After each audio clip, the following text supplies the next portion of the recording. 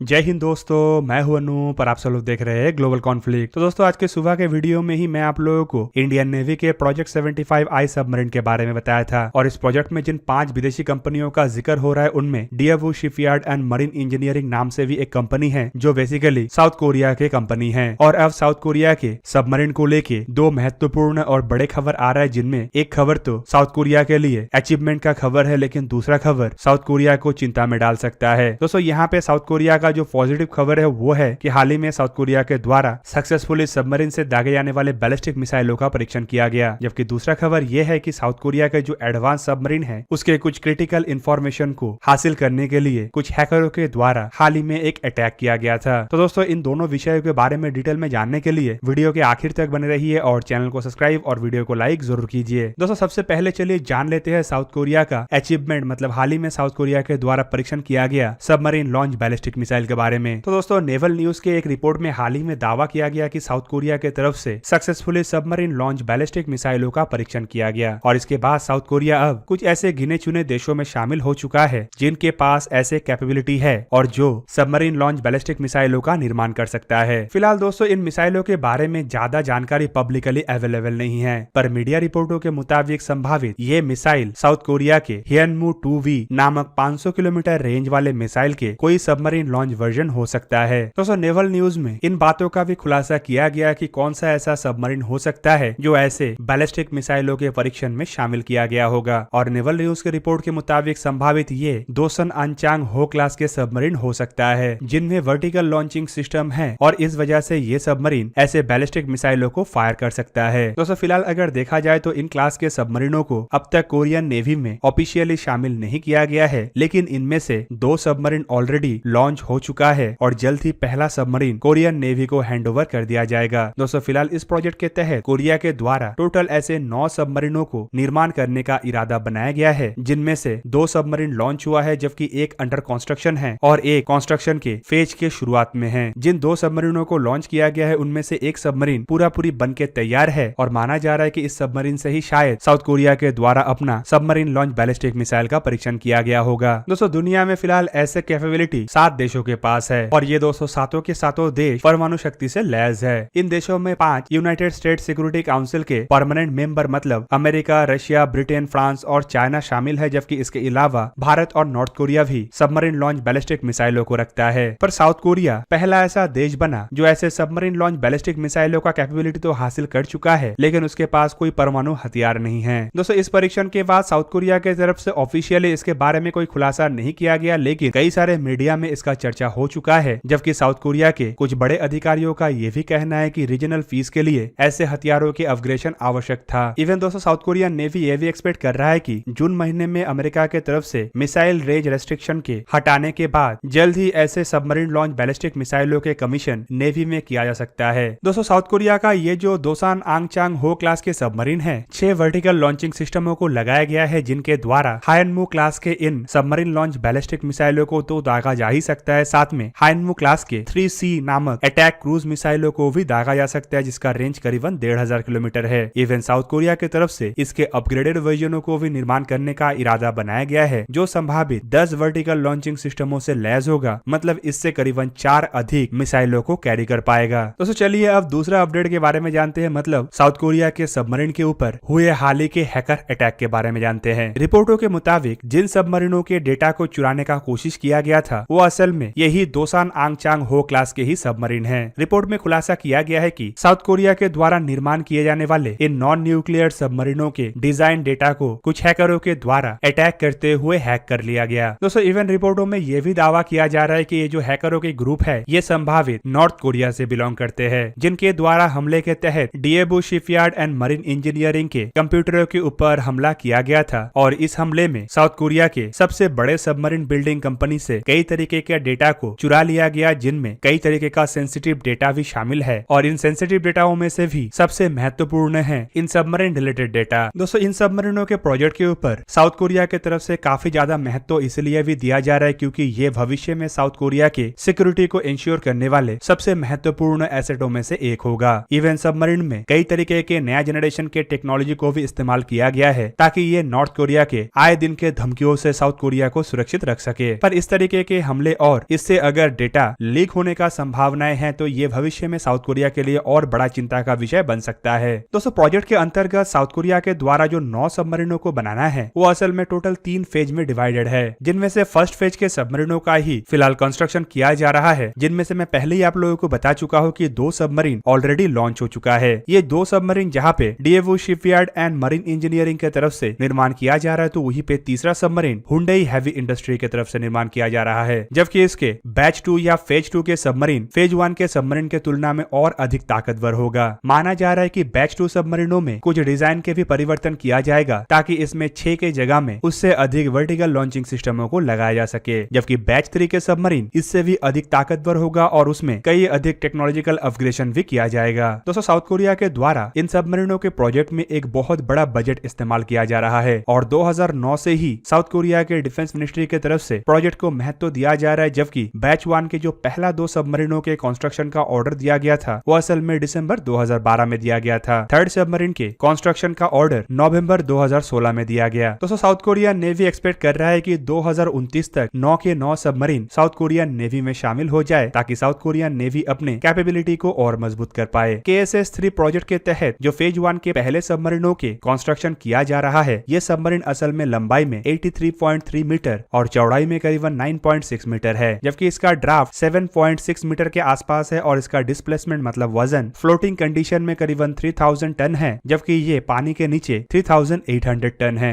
Batch 2 के submarine माना जा रहा है कि इससे अधिक भारी होगा और करीब करीब 4200 टन का हो सकता है। और दोस्तों ऐसे सबमरीनों को ऑपरेट करने के लिए कम से कम 50 क्रू मेंबर का आवश्यकता है। दोस्तों KSS-3 क्लास के सबमरीन दुनिया का ऐसा पहला नॉन न्यूक्लियर सबमरीन है जिनमें ट्रेडिशनल पेरिस्कोप सर्वेलेंस सिस्टमों को हटा के इलेक्ट्रो ऑप्टिकल सर्वेलेंस सिस्टमों को लगाया गया है। साउथ कोरिया की तरफ से इन सबमरीनों को समुद्र के नीचे और बेहतरीन तरीके से ऑपरेट करने के लिए अत्याधुनिक सेंसर्स का पैकेज भी इसमें इस्तेमाल किया गया है, जिनमें एक्टिव सोनार और पैसिव फ्लैंक एरे सोनार का इस्तेमाल किया गया है जो दुश्मन के टारगेटों को डिटेक्ट, क्लासिफाई और आइडेंटिफाई करने में इस्तेमाल हो सकेगा। दोस्तों इसके अलावा साउथ कोरिया की तरफ से इन सबमरीनों में सिग्नल इंटेलिजेंस सिस्टमों को भी लगाया गया है, जबकि इसके अलावा सीक्रेट कम्युनिकेशन के लिए इंफ्रारेड सिस्टम और highly secure tactical data link 11 का भी इस्तेमाल किया गया है। सबमरीन में नया जनरेशन के डीजल प्रोपल्सन सिस्टमों का भी इस्तेमाल किया गया है, जबकि इसका जो बैटरी है वो सबमरीनों को दूसरे सबमरीनों के तुलना में अधिक समय तक पानी के नीचे रहने में मदद करता है। रिपोर्टों के मुताबिक साउथ कोरिया के द्वारा इन सबमरीनों में लिथियम आयन बैटरी का इस्तेमाल किया गया है। इवन इसके अलावा एयर इंडिपेंडेंट प्रोपल्सन सिस्टम भी है जो इन सबमरीनों को पानी के नीचे लगातार 20 दिन तक रहने में मदद कर सकता है। इवन दोस्तों ये एक तरीके से नॉन न्यूक्लियर सबमरीनों के लिए काफी अधिक है और नॉन न्यूक्लियर सबमरीनों के द्वारा ऐसे इतना लंबे समय तक पानी के नीचे रहने के कैपेबिलिटी को वर्ल्ड रिकॉर्ड में भी जोड़ा जा रहा है। दोस्तों पहले ही मैं आप लोगों को सबमरीन में इस्तेमाल होने वाले हथियारों के बारे में जानकारी दे चुका हूँ, जबकि इन वर्टिकल लॉन्चिंग सिस्टमों के अलावा इन सबमरीनों में 6 टॉर्पेडो ट्यूब भी है जिनके द्वारा 533 मिलीमीटर के टॉर्पेडो को तो दागा जा सकता ही है, साथ में हार्पून जैसे सबमरीन लॉन्च मिसाइलों को भी दागा जा सकता है। सबमरीन के कुछ और फीचर्स को अगर देखा जाए तो आपको पता चलेगा कि ये जो सबमरीन है ये करीब करीब समुद्र के सतह पे 12 नॉट मतलब 22 किलोमीटर पर आवर के रफ्तार से ट्रैवल कर सकता है, जबकि पानी के नीचे में जाने के बाद सबमरीनों के रफ्तार में भी काफी बढ़ोतरी होता है और ये करीबन 20 नॉट मतलब 37 किलोमीटर पर आवर के रफ्तार से ट्रैवल कर सकता है। सबमरीन के अगर रेंज को भी देखा जाए तो ये काफी अधिक है। रिपोर्टों के मुताबिक इन सबमरीनों को एक बार फ्यूल भरने के बाद ये करीबन 10,000 नॉटिकल माइल तक ट्रैवल कर सकता है, जो करीब करीब 19,000 किलोमीटर बनता है। इवन ये सबमरीन एक बार सप्लाईज के बाद करीबन 50 दिन तक समुद्र के अंदर तैनात भी रह सकता है। कुल मिला के साउथ कोरिया के लिए जहाँ पे ये सबमरीन बहुत ज्यादा महत्व रखता है, तो वहीं पे हाल ही के हुए घटना खाली साउथ कोरिया के सबमरीनों के ताकत को नहीं घटाएगा, बल्कि एक तरीके से देखे तो इसका असर डीएवओ शिपयार्ड एंड मरीन इंजीनियरिंग के एक्सपोर्ट के ऊपर भी पड़ सकता है। दोस्तों आपके जानकारी के लिए बता दूं कि Daewoo shipyard and marine engineering Bharat के वो 5 फॉरेन ओरिजिनल इक्विपमेंट मैन्युफैक्चररों में से एक है जो प्रोजेक्ट 75I के तहत 6 सबमरीनों के टेंडर में पार्टिसिपेट कर रहा है। तो दोस्तों ये था आज का वीडियो। अगर आपको वीडियो अच्छा लगा तो लाइक कीजिए और मेरे चैनल को सब्सक्राइब कीजिए और साथ में बना हुआ बेल आइकन को भी प्रेस कर दीजिए ताकि आप मेरा वीडियो देख पाए सबसे पहले। जय हिंद।